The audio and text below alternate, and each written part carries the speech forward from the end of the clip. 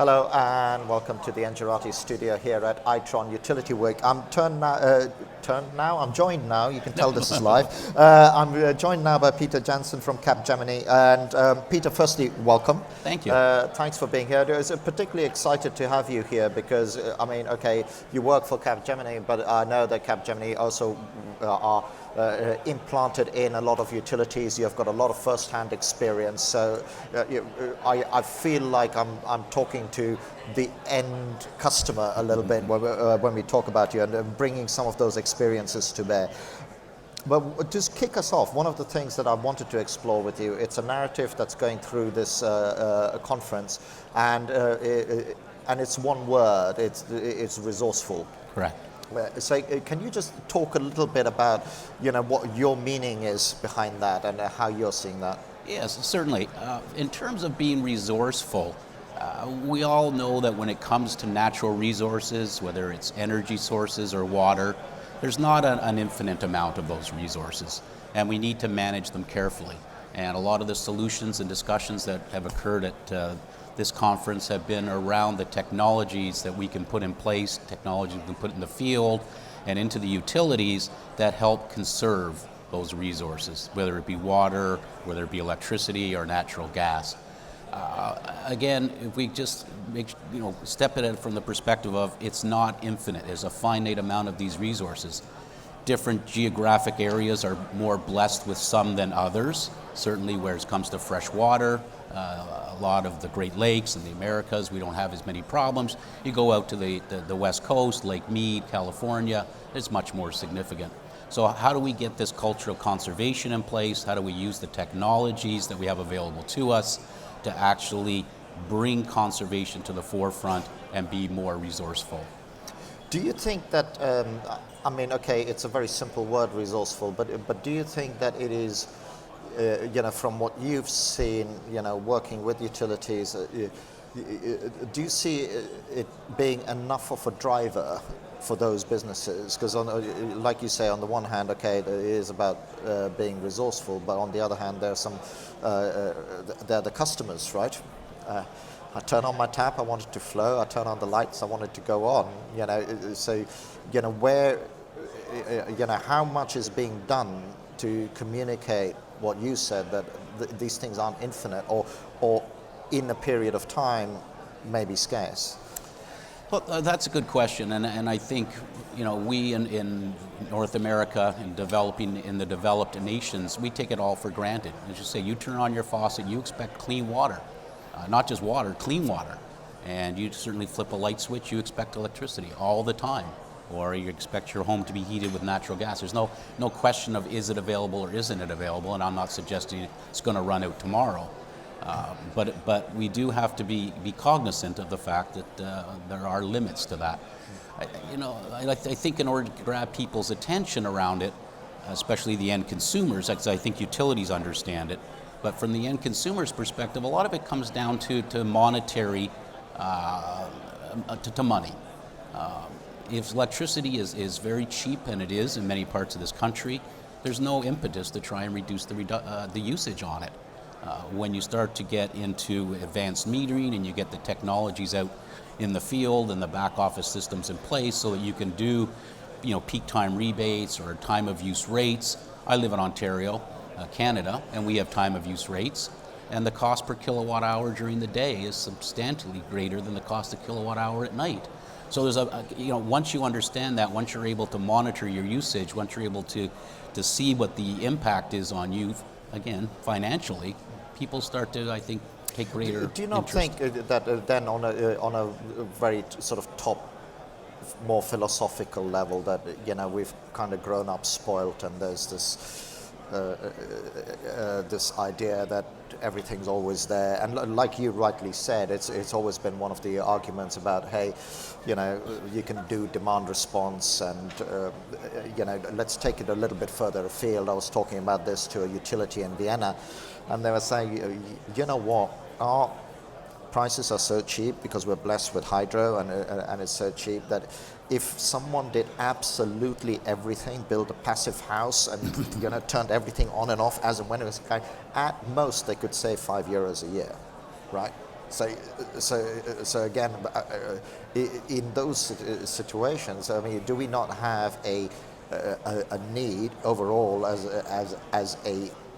an industry to say that these resources, it is real? Like you said, it's not tomorrow, but it's further down the line. I think so, and I also think that it's going to have different applicability in different geographies. You're right, a lot of jurisdictions who use hydroelectric power, it's clean, it's cheap, and it keeps flowing. As long as water keeps flowing through a generator, you keep producing electricity. There are other jurisdictions that rely on coal in order to generate their electricity. And in a lot of jurisdictions that it's been mandated that those coal-fired plants, because the carbon emissions start to be cut down, phased out, and retired. Well, what's the alternative to that? Nuclear is very clean, but nobody wants a nuclear reactor in their backyard. So you start to look at if the ability to produce the electricity starts to be reduced itself. So in order to, if the ability to produce it is reduced, then prices will go up. It's supply and demand. I mean, that's the reality. So if more people start to think about conservation now, and not only for the good of the planet, because that's obviously something that's very important, but also just for the ability to manage a scarce resource. And so let's throw it back to the real world with your experience working with utilities and so on. What are the sort of solutions and services that this industry is bringing to bear to deal with this challenge? Can you just talk a little bit about what your experience has been there? Well, I think fundamentally it starts with everything we're seeing here today, and that's getting the technology out into the field, be it smart meters or gas modules or smart meters on water. So getting the technology out in the field and getting the communications. Can I ask you something about smart meters? I mean, in your opinion, and again, your opinion I'm asking for here, how fundamental is the smart meter for this resourcefulness? Because again, now this is my opinion.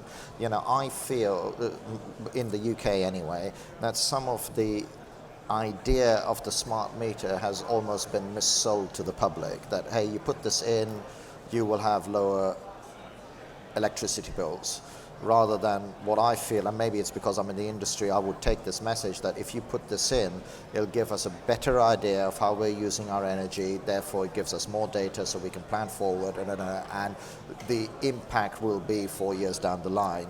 Right. So, to my mind, putting a smart meter on the side of a house doesn't guarantee in any way, shape, or form that it's going to be cheaper.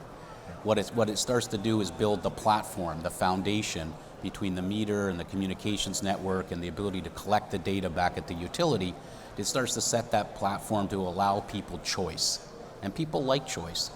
Some studies have shown that when consumers understand what their consumption is and when it's being consumed and how it's being consumed, they can reduce up to 10% of their consumption.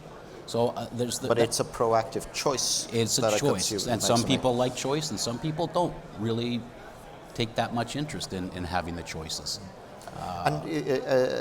And what are some of the other solutions that you're seeing this industry adopt and so on? Because I was reading a fascinating report by an analyst firm who were talking to utility execs, and there are a number of things that were coming out.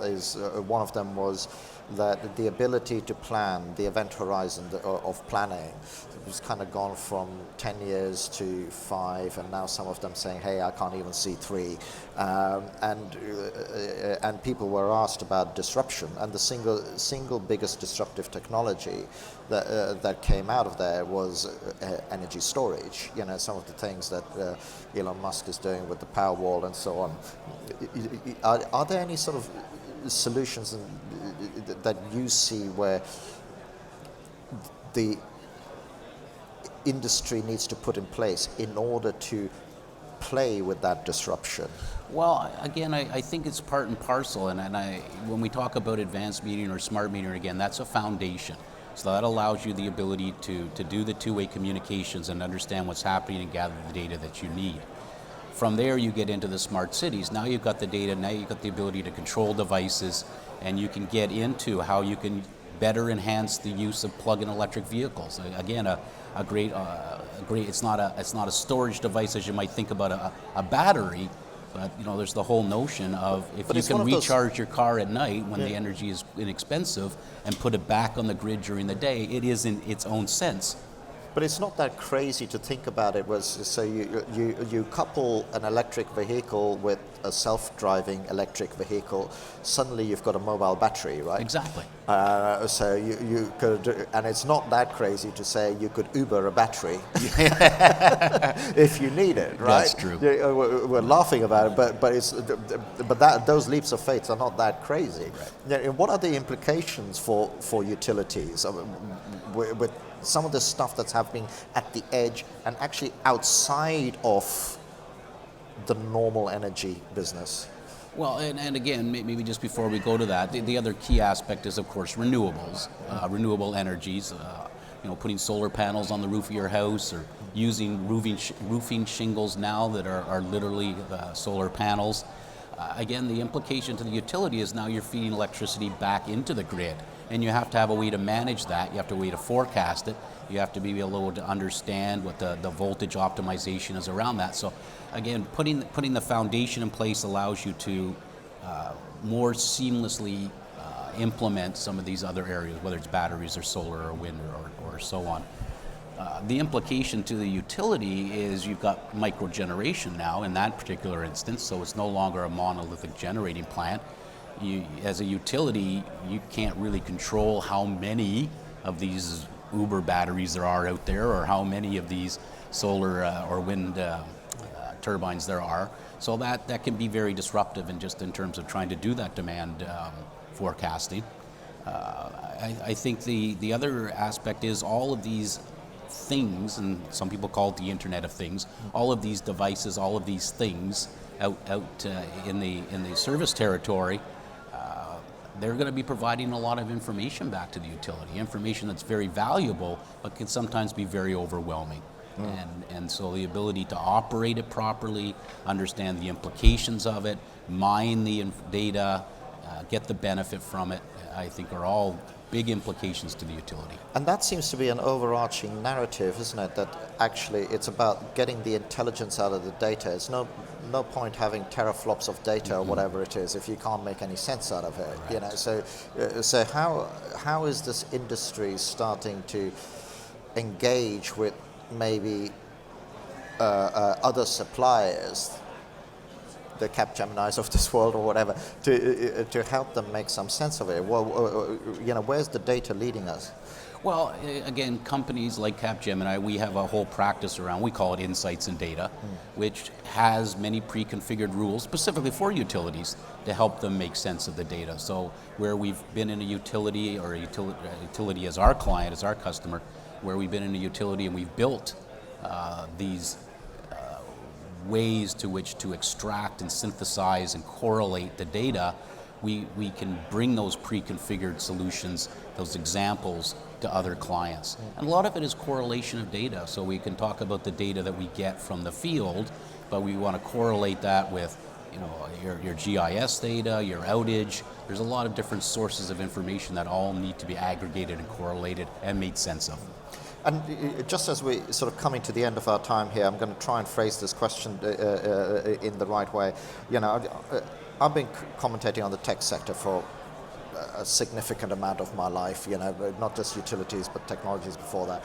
You always have this storm of where vendors are coming at it with new solutions and saying, hey, this is going to be disruptive, and then the incumbent industry being overwhelmed by all this stuff. Well, where do I actually go?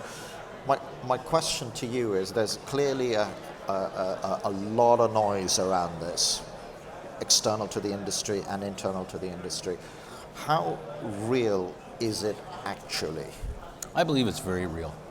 I believe that the solutions or the technologies will continue to evolve. There will continue to be claims made on things that may or may not always be real. But I believe that the foundation is there today. And I think the foundation is there to help the utility to become more customer-centric. And at the end of the day, that's what it is. It's about the choice, about being customer-centric, using the data to the benefit of your customers and for your own operational efficiencies. I mean, I get that. And also, within the fact that a lot of what the utility does is high capital infrastructure, which you need to put out, how real is this notion that a lot of commentators are also putting out that the utilities need to change and adapt? I mean, could a utility do nothing and be quite all right? I think there'd be a time horizon to that. We hear a lot about the aging infrastructure and the aging grid and the ability to better understand and manage your grid and manage your load forecasting and make sure that you are either not overpaying for electricity because you have to buy it from somewhere else, or that you're not running the risk of brownouts because you haven't planned properly. So I suspect that in certain cases a utility could do nothing, but not forever. And I think that's a great place to leave it. All Thank you right. very much, Peter. My pleasure. It's been a pleasure Thank you. talking to you.